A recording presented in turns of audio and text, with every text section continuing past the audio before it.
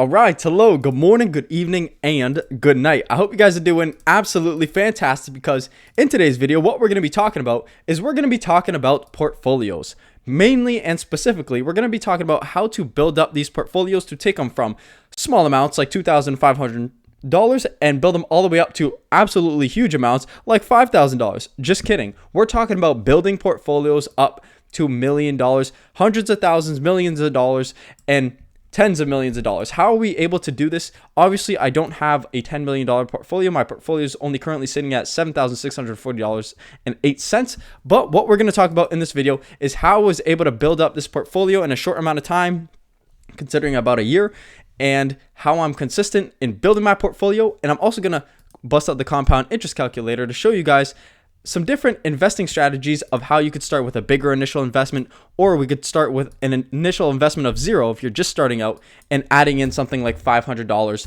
every single month. So if that interests you in this video, building a portfolio and starting, we're going to experiment with some different compounding yields. I hope you guys do subscribe. We're up to 3,514 subscribers, over that 3,500 subscriber marker, as we mentioned in the last video, but we are going up from here, hopefully. I don't take anyone for granted, so I want to say thank you to everyone who subscribed and everyone who likes the videos. Thank you very much. From my heart to your heart, thank you. Now, getting into this video right here. So, the reason why I have EPR properties up is because this was actually the first stock that I ever bought. Now, what I have something special here. I'm showing you guys my Excel spreadsheet. And by the way, in my Excel spreadsheet, just to go large here, I have about over 100 well-known companies like ExxonMobil, Colgate, Visa. I know it might be a little bit trippy right now. T. Rowe Price, Target. I have ones like, obviously I have some higher yielding ones like Zim. These are all the stocks that I own. Not the ones in blue are the one that I own. The ones in white are the ones that I keep track of. But there's many stocks in here, AbbVie, Coca-Cola, that are great dividend payers. And the reason why I have this is because I wanted to track their daily change. If I see any good buying opportunities, I would have wanted to purchase them. But I have stuck with a different kind of investing philosophy. I actually went to more higher yielding funds like KLIP, like TSLY, paying about 50% dividends. And what I want to do in this video is show you just kind of over time how my buying went about. Now, I started with a $655 investment. This was the first stock I ever bought, 11 shares of KLIP at $46.86. Now, of course, I have not KLIP, EPR properties. And the reason why I bought EPR properties, it was a stock with a high dividend yield, and it was a stock that actually recently went through a downtrend when I bought it, just right here. And I was like, you know what? I'm going to buy some. I think it was mainly about this one, about August, somewhere about there, where I bought it in September 2022. And I know you're saying, look, I bought it for an average share price of about $46.81. How could you be up even though the value of the current stock is less than that? Well, obviously, it paid me dividends about 7%, but that's not how. It's because I reinvested my shares and I lowered my average share cost. Now, I'm not going to dive into each and every stock that I own. What I do want to show you, though, is just how I built up my wealth over time. So you can see here, I started with $0. Everyone starts with $0. November 2021. So I actually purchased, I did purchase EPR. This was December 2021. Then you could see here, every month, what I tried to do was add in about $500 every month. So every single month, I was adding about $500. And during the summer months here, you'll notice June, July, I was picking up jobs in the summer and I was earning a little bit more money. So what I was doing was I was investing about $1,000 every month. This slowed down as the winter months came along, started to invest about $500 every single month once again, and it built up all the way till I invested about $11,884 by the time November 2023 rolled around. And this is in Canadian dollars. That's why there's that discrepancy between $7,000 portfolio. Now, what I did, I started off with lower yielding investments. I say lower yielding, even though 7% is generally high for dividends. But then I moved all the way to Energy Transfer, which pays a 9% dividend. And I was investing about $500, as you guys seen, but this was spread across many different funds. EPR, Energy Transfer. I could go into my portfolio here. We see MPW, we see 3M, and a lot more. Stag. We have AT&T, WBA, Zim.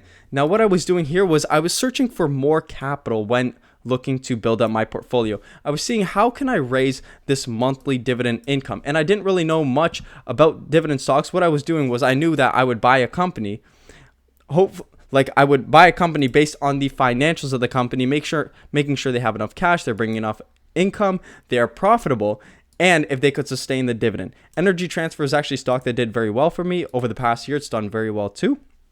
And it's also paid me about a 9% dividend. This is a stock I'm currently up on, as you can see here, about 18%. Now, after I seen Energy Transfer, I was looking more and more into higher dividend paying stocks, and I ran across a stock called Zim, as I'm sure most of you have also heard of Zim Integrated Shipping. Now, I seen the stock and I said, look, a $17 dividend. I would love to receive a $17 dividend. Well, you know what? They never paid out another $17 dividend due to the fact that they never made, obviously, that much in a quarter once again. But I basically chased a high dividend yield with Zim. I still do believe long term that Zim is going to be okay. Obviously, in the short term, it has taken a turn for the worse in terms of the share price, but the share price doesn't necessarily reflect the operations of the business. Although the business is going down in their earnings per share, they are losing money. I do think long term they are going to be okay with the cash that they have on their balance sheet. But besides the fact, I was chasing higher dividend yields. I went from a 9% yield to literally, although Zim doesn't have a dividend now, it was over 100%, just due to the fact that they were paying out so much relative to their share price. Then I was like, look, okay, that's cool. Zim suspended their dividend due to the fact that they were not a profitable business anymore. And then I turned to funds like YieldMax. I found out about YieldMax. I wanted to buy some Tesla, but I was bummed out because I said, look, like I'm investing in dividends. Tesla pays no dividend. But I found TSLY and they paid a 50% dividend. That got me super intrigued. So I started to invest some money into TSLY, and you could see here where my income really started to grow. Now, of course, I was making about $5, $9. This was the Zim dividend coming in here, but it was still sitting roughly about like $15, $14 every month. I started to buy some TSLY, as you can see right here. My monthly income went from $40 to $62, $110, $113, all the way up to currently about $130, which is subject to change because I bought more KLIP. But I was buying TSLY, I was buying KLIP, and I actually started a small position in QQQY as well. These were all high-paying funds paying about 50 to 60% in dividends. Now, with these funds, I obviously built up my monthly income, but at the same expense, my portfolio was taking hits in the capital appreciation side. And you really need to invest these high dividend yielding incomes back into themselves, whether it be TSLY or KLIP, to reinvest back into themselves and allow them to compound over time. Now, with this strategy, with let's say a modest 10% interest rate, investing $500 monthly over a span of, let's start with 30 years, would give me a rough portfolio value of about $1.1 million. Now, let's say I'm getting really old, and 60 years later, that would be about $19 million. So you can see how compounding over time really adds up. But let's say we doubled that. Let's say we put it to $1,000 every single month. For 60 years, we're looking at about $40 million. Now, let's say we really take a awesome paying job and we have an extra $5,000. I don't know who has this, to invest $5,000 every single month at a compounded interest rate of about 10%. You could probably find that in an index. And over 60 years, you'd be making about $190,000 over that whole span of time from dividends. Obviously, this is a way overblown proportion. Who has $5,000 to spend every single month? My portfolio is only $7,000. How would I spend $5,000 a month? If you can find a way to invest that much over a long period of time, even a span of, let's say, 30 years, you would have some awesome dividend growth. Looking at 10 mil from $5,000 invested every month for about 30 years, which sounds like a lot, but the compounding is real with dividends and with investing in general. And that's kind of like a little bit about my dividend journey, how I started off with relatively lower yielding funds, moved up to higher and higher and higher, and we are currently at the highest. And now what I want to do going forward is take this monthly income and I want to start investing it into some probably safer investments.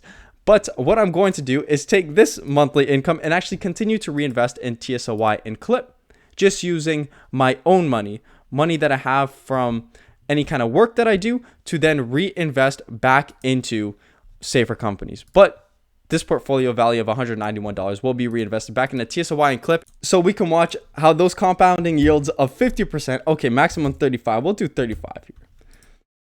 Maximum yields of 35%, you could see $1 billion investing $5,000 every single month. So obviously there's a significant difference when you increase your rate of return, which I'm very interested to see how they compound over time, TSLY, KLIP, and also QQY. So I hope you guys did enjoy this video. I hope you guys maybe gave you a little motivation to continue growing your portfolio. Let me know in the comments how you guys grew your portfolio. Did you start from zero, or did you start from a big lump sum initial investment, maybe 10 grand right off the bat, which kind of helped to start and propel you right from the get-go? Or did you start from zero like myself and just build up?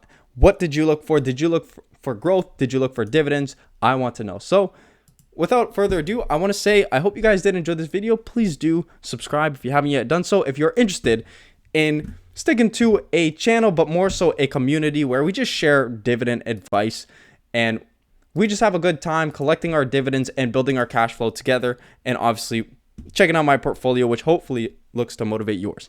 Now, with all that being said, I hope you guys did enjoy. I hope you guys do take care, and I hope to see you guys in the next video.